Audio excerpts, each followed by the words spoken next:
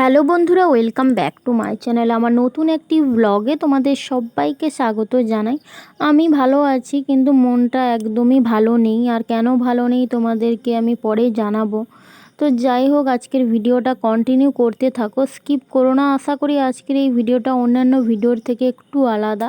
গ্রামে গঞ্জে মিতা অসুচ থাকলে 15 দিনে জ্ঞাতি বর্গের কি করতে হয় সব কিছুই নিয়ম কানুন, সেগুলোই তোমাদের সঙ্গে আজকের শেয়ার করব। আর আজকে সারাদিন কি করি না করি সবটাই তোমাদের সঙ্গে শেয়ার করব। তোমরা প্লিজ পুরো ভিডিওটা দেখো, আশা করি ভালো লাগবে। তো চলো, সকালবেলা ঘুম থেকে উঠেই না মুখ হাতটা আগে ধুয়ে নিয়েছি। তারপরে দেখো সমস্ত থালা বাসন, বাড়ির সমস্ত কিছু থালা বাসন পুকুরে ডুবিয়ে দিয়ে এসেছিলাম, আর এখন ধুতে চলে এসেছি। তো চলো থালা বাসনগুলো আগে ধুয়ে নিই, তারপরে আসছি।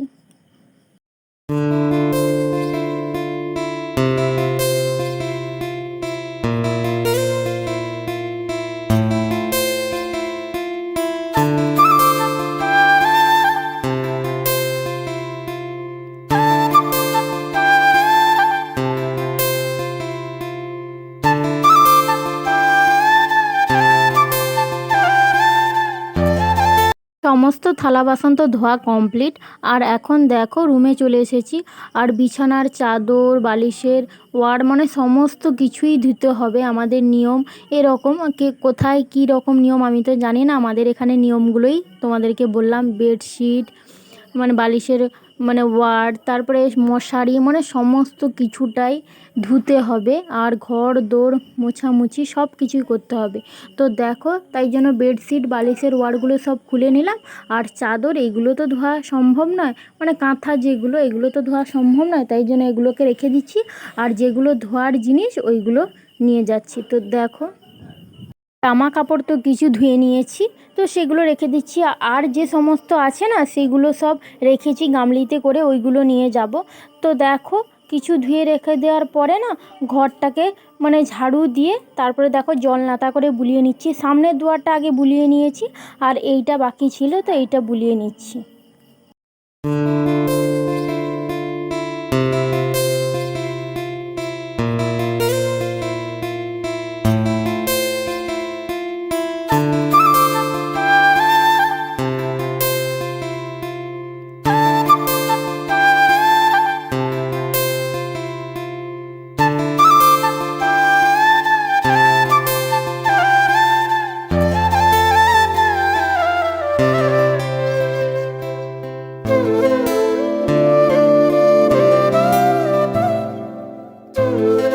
ঘর দোর পরিষ্কার করার পর তারপরে মাটির যেখানে আছে সেগুলোতে ন্যাতা বোলানোর পরে দেখো চলে এসেছি মশলা ঢাকা, তারপরে পিঁড়ি, ঝাঁপড়ে, সমস্ত কিছু নিয়ে এসেছি। বর্ষার আসন, এইগুলোও ধুতে হয়, আমাদের নিয়ম, তো নিয়ে এসেছি। ঋদ্ধিষকে নিয়ে না একা সমস্ত কিছু সামলানো যায় না, কিন্তু ঋদ্ধিষের পাপা যেহেতু বাড়িতে আছে, ঋদ্ধিষকে নিয়ে রেখেছে। ও ঠাকুমা একটু বাইরে যেটা টুকটাক সেগুলো করছে, আর আমি বাড়ির সমস্ত কাজকর্মগুলো সেরে নিচ্ছি একে একে করে। আর তোমাদের কী রকম নিয়ম থাকে অবশ্যই কমেন্টে জানিও। আর হাঁড়ি কড়াইটা না এখনও আছে, যেহেতু হাঁড়ি কড়াই থেকে সম্পূর্ণভাবে কালি তুলতে হয়, তাই জন্য ওটা একটু জলে বেশিক্ষণ ভিজিয়ে রেখেছি, যাতে তাড়াতাড়ি করে কালিগুলো যেন উঠে যায়, সেই জন্য। আর এদিকে দেখো মশলাপাতির যে কৌটোগুলো আছে সেগুলো একে একে করে ধুয়ে নিচ্ছি।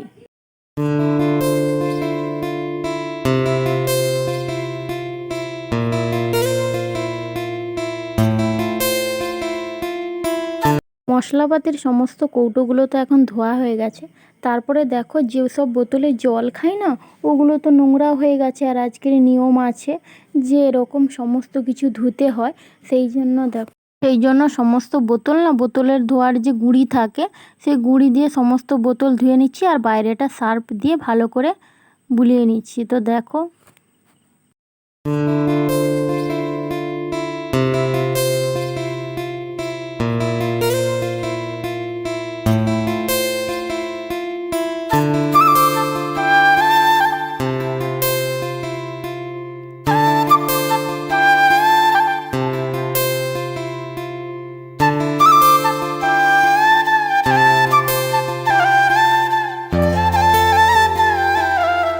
বোতলগুলো ভালো করে পরিষ্কার করার জন্য তখন আর সঙ্গে সঙ্গে ধুইনি, সেই কারণে পুকুর ঘাটে না রেখে দিয়ে এসেছি।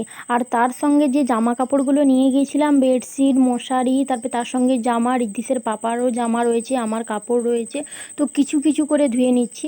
তো এত বৃষ্টি হচ্ছে তোমাদেরকে কি বলবো, তাও বৃষ্টির মধ্যে ধুতে হচ্ছে। যে বৃষ্টি হচ্ছে বলে ধোয়াধুয়ি বন্ধ থাকবে বা শুকোবে না, কি হবে না হবে ওগুলো কিন্তু কোনো কিছু করার নেই। আজকের আমাদের এরকম নিয়ম, আমাদের জ্ঞাতিবর্গে যতগুলো বাড়ি আছে সবার বাড়িতে এরকম ধোয়াধুয়ি হচ্ছে। তো কিচ্ছু করার নেই, মানে যেগুলো রাফ ইউজ করা হয়, রেগুলার ইউজ করা হয়, সেগুলো ধুতেই হয়। সেই জন্য দেখো বৃষ্টির মধ্যেও মানে ধুয়ে যাচ্ছি। আর এদিকে বৃষ্টিও পড়ছে। যাই হোক, একটু জলটা ঝরে গেলে মানে বাড়িতে নিয়ে এসে মেলে দেব। তো এখন বৃষ্টি পড়ছে, কিচ্ছু করার নেই, তার মধ্যেই সমস্ত কিছু ধুতে হচ্ছে। দেখো, আর আমি পুরো ভিজে গেছি, আর চারিদিকে এত স্লিপ হয়ে গেছে, তাই জন্য মানে পড়েও যাচ্ছিলাম। আর এদিকে দেখো চিরুনিগুলোও ধুয়ে রেখে দিয়ে এসেছি। আবার যাচ্ছি পুকুর ঘাটে, ওখানেও কিছু জিনিসপত্র আছে, ওগুলো পরে ধুয়ে নিয়ে এসে মেলে দেবো।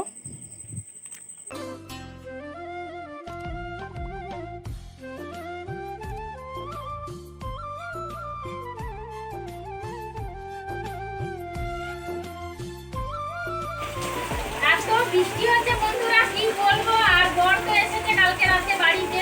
আর তোমাদের একটা ব্যাপার আমি বলবো, আমার বাবুর একটু শরীরটা খারাপ, তোমাদেরকে বলবো। আর যাই হোক, এখন বর ভিডিওটা করে দিচ্ছে। আর বোতলগুলো তো সব ধুয়ে নিয়ে এসেছি, বৃষ্টির মধ্যে পুরো ভিজে গেছি। আর একটু পরেই মানে যাবো যেখানে নখ চুল এসব কাটতে হয়, ওইখানে যাবো। তো তোমরা পুরো ভিডিওটা দেখতে থাকো, কি হয় না হয়, বৃষ্টির মধ্যে কি করি না করি সবটাই তোমাদের সঙ্গে শেয়ার করবো। তোমরা প্লিজ পুরো ভিডিওটা দেখতে থাকো। হোক বন্ধুরা, এত বৃষ্টির মধ্যেও না সমস্ত জামা কাপড় ধুয়ে তো মেলে দিয়েছি। আর কিছু জামা কাপড় না মানে বৃষ্টি হচ্ছে, মেলে দিয়েও কিছু লাভ নেই, সেই কারণে গামলিতে রেখেছি। ওগুলো একটু পরে মানে একটা দড়িতে এমনি রাখবো, জল ঝরে গেলে বাড়িতে মেলে দেবো। তো দেখো, আর এই যে ঝুড়িটা না, 3 থাকের ঝুড়িটা, এই ঝুড়িটা আমার মধ্যে অনেক স্মৃতি রয়েছে। আমি যখন বিয়ে হয়ে আসি, এইটা দেখে না আমার খুব ভালো লাগছিল, যে এইটাতে আমি সাজগোজের জিনিস রাখবো, একটাতে সাজগোজের জিনিস রাখবো, একটাতে অন্য কিছু জিনিস রাখবো, এই রকম মানে ভাবছিলাম। তো আজকের সেটা পরিষ্কার করছি, তো আগের দিনের কথা মনে পড়ে গেল। যাই হোক, এখন দেখো মানে নাইটিটা ছেড়ে শাড়িটা পরে নিয়েছি। আর যেখানে নখ চুল এইসব কাটা হয় না, সেইখানে যাচ্ছি।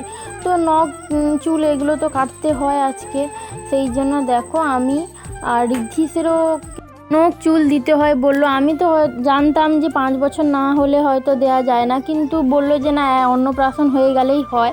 তাই জন্য আমি ও ঠাকুমা ওকে নিয়ে গিয়েছিলাম, আর ওর পাপা বাড়িতে ছিল, আমরা আসলে ও যাবে। তো এসেই দেখো মানে ওখান থেকে তো এসে গেছি, আর স্নান টান করে দেখো রান্নার কাজেও লেগে পড়েছি। আর এখন তো বেলা 12টা বেজে গেছে, ঋদ্ধিস খাবে, তাই জন্য তাড়াহুড়ো করে রান্নাও চাপিয়ে দিয়েছি। তো আগে ভাতটা চাপিয়ে দিয়েছি, তারপরে তরকারির আনাজগুলো কেটে নিচ্ছি। আর কুমড়ো, পুঁই শাক এগুলো দিয়ে একটা তরকারি হবে, ডাল হবে, আর শাকের ভাজা হবে। তো শাকটা আগে কেটে নিয়েছি, আর একটু কুমড়ো কেটে নিচ্ছি। তো পুঁই শাকটাও কাটা হয়ে গেছে। তো চলো আনাজপাতিগুলো আগে কেটে নিই, তারপরে আসছি।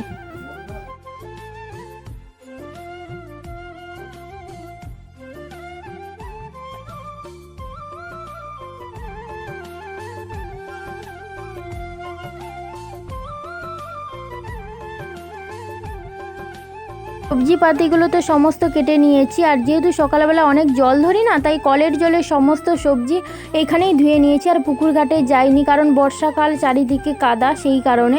আর এই দিকে রান্নাঘরের অবস্থাটা দেখো, যেহেতু টালির ছাউনি আর মানে বেড়া দিয়া ঘেরা, অ্যাডবেস্টস এইসব দিয়ে, তাই জন্য দেখো কিভাবে জল পড়েছে। আর রান্না করতে এত কষ্ট হয় না, কি বলবো বন্ধুরা, মানে কাদা পেরিয়ে পেরিয়ে রান্না করতে হয়। এদিকে দেখো ভাত আর ডালটা মানে সেদ্ধ হয়ে গেছে, আর এদিকে সবজি পাতিগুলো রান্না করব। তো চারিদিকে অবস্থাটা দেখো, মানে বারবার কাদা পেরিয়ে পেরিয়ে আসতে হয়। তো বৃষ্টি তো সবার জন্য রোম্যান্টিক হয় না, আমাদের মধ্যবিত্ত পরিবারে বৃষ্টি মানে অনেকটাই মানে কষ্টকর, বা অনেকটাই কষ্টে রান্না করতে হয়, বা এইসব এর জন্য না বৃষ্টিটা আমাদের কাছে রোম্যান্টিক নয়। তো যাই হোক, দেখো রান্না বান্না করছি। রান্নাবান্না সেরে উঠতে না প্রায় 2টোর কাছাকাছি হয়ে গেছে, যেহেতু 12টা বেজে গিয়েছিলো, রান্নাবান্না বসিয়েছিলাম, সেই কারণে ঋদ্ধিষকে খাইয়ে দিয়েছি 1টার সময়। আমাদের সবজিপাতি রান্না করতে একটু সময় লাগছিল, বৃষ্টিতে চারিদিকে জল পড়ছিল সেই কারণে। আর এই দিকে বৃষ্টিতে চারিদিকের অবস্থাটা দেখো, মানে চারিদিকে জল ছুঁই ছুঁই করছে এরকম অবস্থা, আর বন্যা আসারও একদম আশঙ্কা যদি এরকম বৃষ্টি লেগেই থাকে। আর এই দিকে দেখো আমাদের বাড়িতে না অনেক কলা গাছ আছে, তো এগুলো মাঠের সাইডে কলা গাছ, তো কলা গাছে তো মোচা রয়েছে, তো বরবাবু আছে বাড়িতে, মোচা রান্না করব বলে তাই মোচা বাড়তে এসেছি। অনেক চেষ্টা করছি, পারছি না, প্রথমে পারছিলাম না, তারপরে দেখো দাটা খুলে গেছিলো, তারপরে আবার ঠিক করে শেষমেশ মোচাটা পারলামই। তো দেখো, আর গাছের জিনিস মানে বাড়ির গাছের জিনিস এইগুলোই আমাদের ভালো লাগে। গ্রামগঞ্জে আমরা যারা থাকি না, এরকম নিজেদের গাছের জিনিস পেড়ে রান্না করার মজাটাই আলাদা। আমি তো বারে বারেই বলি যে গ্রামে থাকার এইগুলোই মানে আনন্দ, আমার তো ভালো লাগে। তো মোচা পেড়ে নিয়ে আসার সময় না, যেহেতু মাঠের সাইডে আমাদের পেয়ারা গাছগুলোও লাগানো রয়েছে, আর পেয়ারা গাছে তো পেয়ারাও হয়েছে, তো বড়বাবুকে বললাম যে পেয়ারা খাবে, বললো হ্যাঁ, তাই জন্য এই 2টো পেয়ারা পেড়েছি, বেশি পারিনি। আমরা তো খাই কিন্তু ও তো খায় না, তাই জন্য ওর জন্যই 2টো পেড়েছি, তো এই 2টোই পেড়েছি, আর পারিনি। যাই হোক, মোচা পেড়ে পেয়ারা পেড়ে চলে এসেছিলাম পেছনের সাইডের দিকে গাছে, মানে পেছনের সাইডেও না মানে কলা গাছ রয়েছে, সামনের দিকে যে কলা গাছগুলো ওগুলো হচ্ছে কাঁচকলার গাছ, আর এইটা কাঁঠালি কলার গাছ। তো এইখান থেকে না হনুমান কয়েকটা কলাও খেয়ে নিয়েছে, আর এখানেও মোচাটা রয়েছে, তো 2টো মোচা পারছি, একটা তো পেড়ে রেখে দিয়ে এলাম, আর এইটা পারছি। এইটাতে আমি অনেক চেষ্টা করেছিলাম, আমি পারিনি, তাই জন্য বরবাবু পারছি। আর এই কলা গাছটা না অনেকটাই লম্বা আর বড় হয়, মানে কাঁঠালি কলার গাছ, কাঁচকলার গাছের থেকে, তাই জন্য আমার হাতও পারছিল না, শেষমেশ বরবাবু এই মোচাটা পেড়ে দিল। আর যাই হোক, আজকের ভিডিওটা এখানেই শেষ করছি, কেমন লাগলো অবশ্যই জানিও। নেক্সট ভিডিওতে তোমাদের সঙ্গে দেখা হবে। সবাই ভালো থাকো, সুস্থ থাকো, আর অবশ্যই আমার ভিডিওগুলো যদি তোমাদের ভালো লেগে থাকে চ্যানেলটা সাবস্ক্রাইব করে পাশে থাকো। সবাইকে টাটা।